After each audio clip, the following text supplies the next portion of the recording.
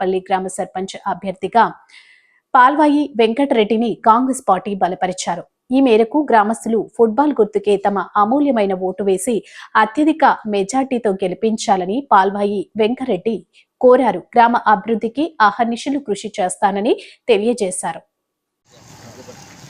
నేను పాల్వాయి వెంకటరెడ్డి అనే నేను కాట్రపల్లి గ్రామ సర్పంచ్గా కాంగ్రెస్ పార్టీ బలపరిచిన అభ్యర్థిగా పోటీ చేయించున్నాను.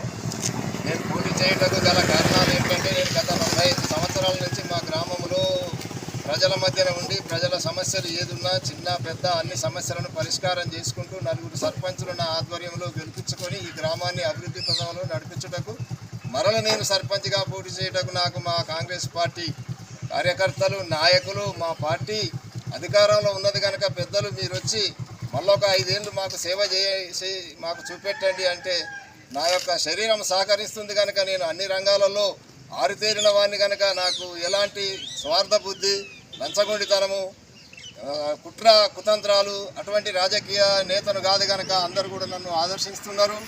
దాదాపుగా నా గెలుపు ఖాయమైనట్టే. కానీ ఏంటంటే పబ్లిక్లో తిరిగి ఓటు అడుక్కునే అవకాశం నాకు కల్పించినందుకు వాళ్లకు నేను ఎందుకంటే పిచ్చబడుకొని పదవి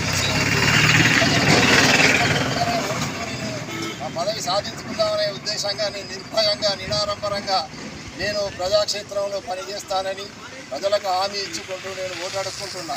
ఎందుకంటే మా ప్రభుత్వం అధికారంలో ఉంది, మాకు ఎమ్మెల్యే ఉన్నాడు, ఎంపీ ఉన్నాడు, మాకు పక్కన నరేందర్ రెడ్డి గారు ఉన్నాడు, ముఖ్యమంత్రి అటువంటి హోదా ఉన్నారు కనుక నేను కొట్లాడి నిధులు తీసుకొచ్చి గ్రామాభివృద్ధికి నా వంతు సహాయ సహకారాలు ఈ 5 సంవత్సరాలు అందిస్తానని నన్ను ఆదరించి మీరు ఓటేసి గెలిపించక మీకు 5 సంవత్సరాలు నేను సేవ చేసి మీకు కాపలాదారుగా పనిచేస్తానని ప్రజలకు హామీ